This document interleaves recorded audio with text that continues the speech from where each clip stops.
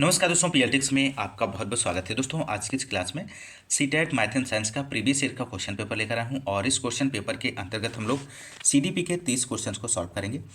दोस्तों यदि आप हमारे चैनल पर नए हैं तो चैनल को सब्सक्राइब कीजिए, लाइक कीजिए, शेयर कीजिए।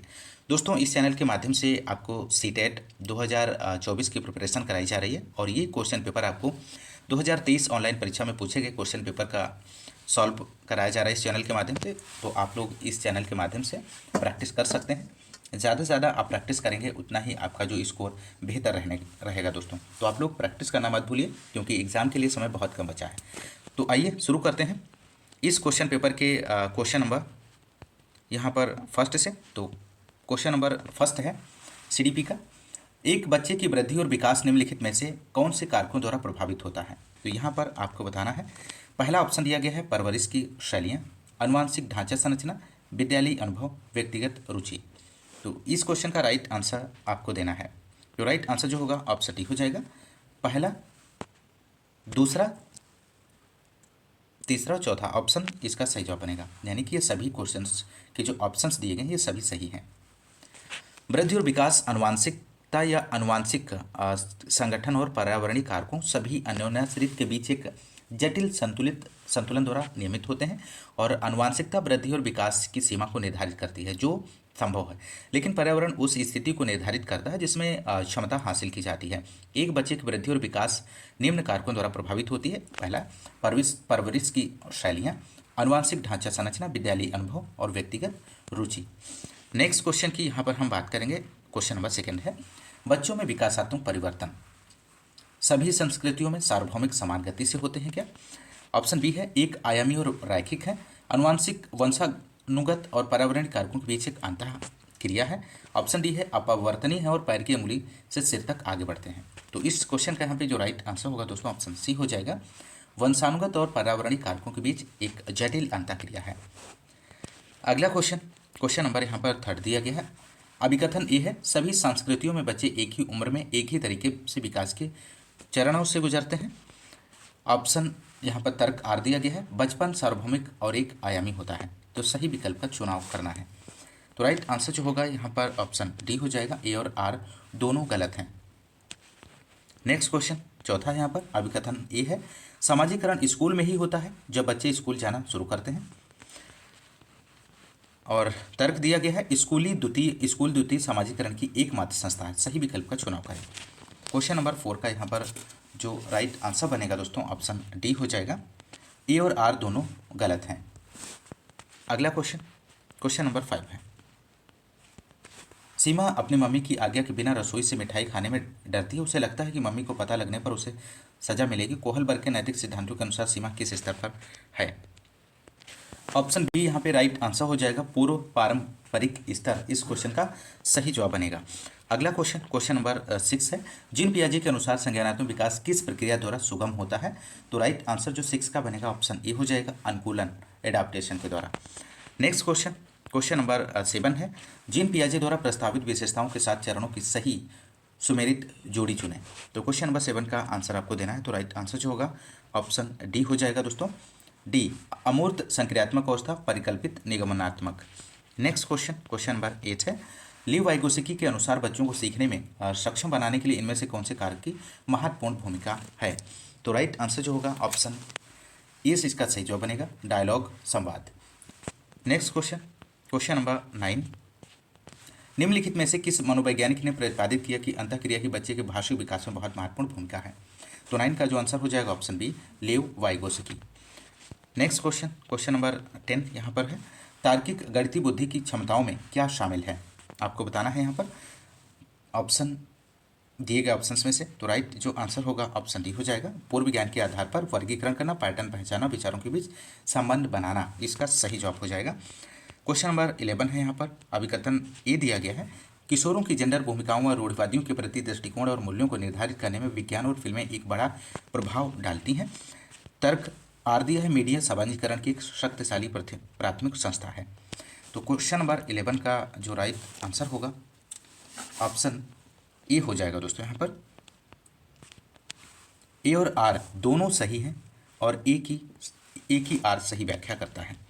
क्वेश्चन नंबर 12 है, विभिन्न पृष्ठभूमियों के बच्चों के सीखने की सुविधा के लिए शिक्षकों को चाहिए कि वे, क्वेश्चन नंबर 12 का आंसर दीजिए दोस्तों। तो राइट आंसर होगा ऑप्शन बी, विभेदित निर्देश लागू करें। नेक्स्ट क्वेश्चन, क्वेश्चन नंबर 13 है, आकलन है। आकलन आपको यहाँ पर बताना है। ऑप्शन ए है, को अधिगम को दिशा देनी चाहिए और किसका आकलन करना चाहिए, इस निर्धारित होना चाहिए कि क्या पढ़ाना है।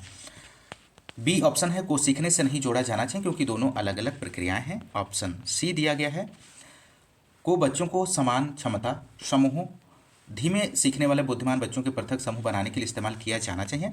ऑप्शन डी है, को बच्चों की सीखने की तैयारी से लेकर शिक्षण अधिगम प्रक्रिया को एक अभिन्न अंग होना चाहिए। तो क्वेश्चन नंबर 13 का जो राइट आंसर होगा दोस्तों ऑप्शन डी हो जाएगा, को बच्चों की सीखने की तैयारी से लेकर शिक्षण अधिगम प्रक्रिया का एक अभिन्न अंग होना चाहिए। ऑप्शन डी राइट जवाब बनेगा। क्वेश्चन नंबर अगला 14 है, एक प्रगतिशील कक्षा में सीखना क्या है, आपको बताना है। तो राइट आंसर ऑप्शन बी हो जाएगा, सक्रिय और सामाजिक हो।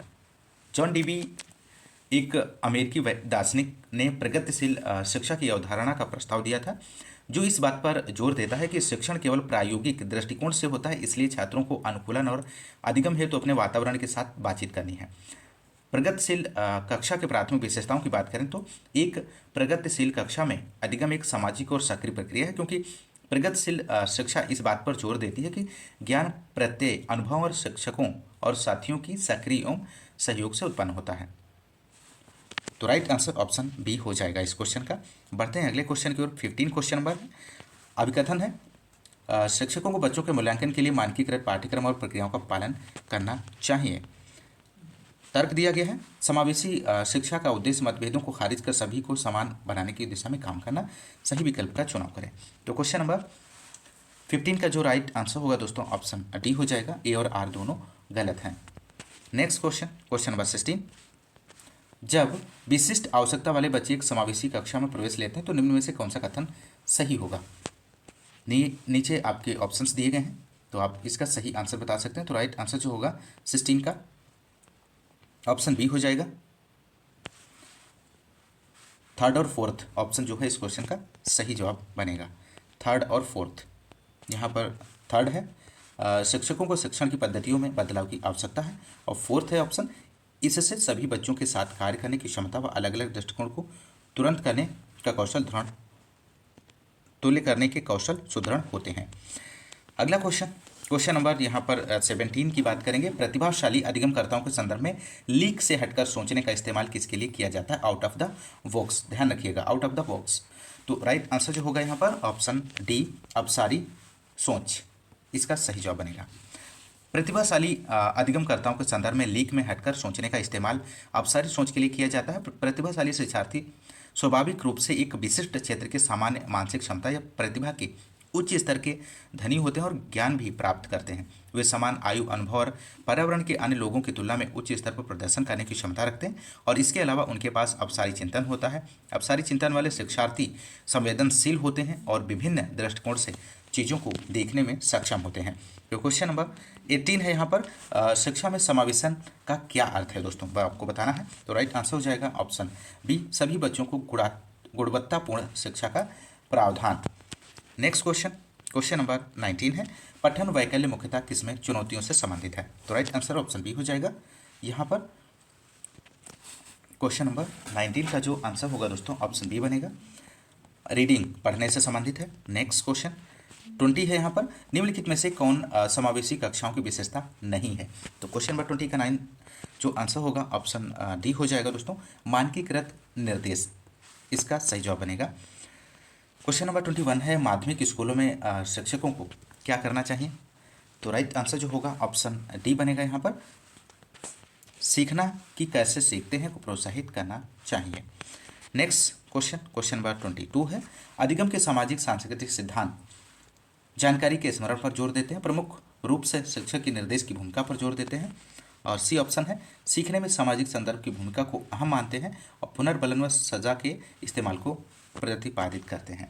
तो क्वेश्चन नंबर 22 का जो आंसर होगा ऑप्शन सी हो जाएगा। ऑप्शन सी एकदम सटीक है, सीखने में सामाजिक संदर्भ की भूमिका को अहम मानते हैं। अगला क्वेश्चन, क्वेश्चन नंबर 23, पियाजे और वाइगोसेकी के अनुसार सीखना किस प्रकार का होता है? ऑप्शन ए है अनुसरण द्वारा, निष्क्रिय श्रवण द्वारा, अनुकूलन व पुनर्पालन के द्वारा और अधिगमकर्ताओं की सक्रिय भागीदारी द्वारा। तो क्वेश्चन नंबर 23 का जो राइट आंसर होगा यहाँ पर ऑप्शन डी हो जाएगा, अधिगमकर्ताओं की सक्रिय भागीदारी द्वारा। नेक्स्ट क्वेश्चन नंबर 24 है, एक शिक्षक के रूप में आप अपने विद्यार्थियों में समस्या समाधान क्षमताओं को कैसे सुगम बनाएंगे? तो राइट आंसर आपको इस क्वेश्चन का देना है। तो राइट आंसर जो होगा ऑप्शन डी हो जाएगा, विचार मंथन को प्रोत्साहित करके और उपमाओं और अनुमानों जैसी रणनीतियों के उपयोग को प्रोत्साहित करके। क्वेश्चन नंबर नेक्स्ट 25 है, जब विद्यार्थी की भावना का अनुभव करते हैं तब उनके सीखने पर सकारात्मक प्रभाव पड़ने की संभावना है। तो राइट आंसर ऑप्शन डी हो जाएगा, सेटिस्फैक्शन। नेक्स्ट क्वेश्चन नंबर 26, अपने पूर्व ज्ञान के आधार पर बच्चों के सहज अनुमान लगाने को किया जाना चाहिए। तो 26 का आंसर हो जाएगा ऑप्शन बी, फैसिलिटेटेड, सुसाधित किया जाना चाहिए। क्वेश्चन नंबर नेक्स्ट, विद्यार्थियों की अर्थ बनाने की प्रक्रिया को किस प्रकार सुगम बनाया जाना चाहिए? क्वेश्चन नंबर 27 का आपको आंसर देना है यहाँ पर। तो राइट आंसर होगा ऑप्शन डी, खोज व अन्वेषण द्वारा। नेक्स्ट क्वेश्चन नंबर 28 है, समस्या समाधान की प्रभावशाली रणनीति इनमें से कौन सी नहीं है? तो राइट आंसर ऑप्शन ए हो जाएगा, प्रकार्यात्मक आबद्धता।